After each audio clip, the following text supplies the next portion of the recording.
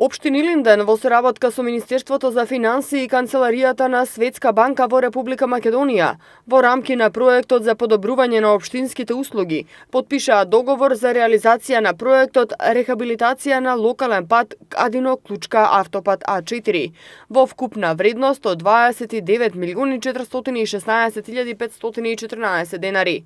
Со проектните активности ќе се изврши целосна реконструкција на локалниот пат од излезот на населеното место Кадино до поврзување со автопатот А4 во должина од 1600 метри, вклучувајќи реконструкција на 2 мостови и 1 цеваст пропуст.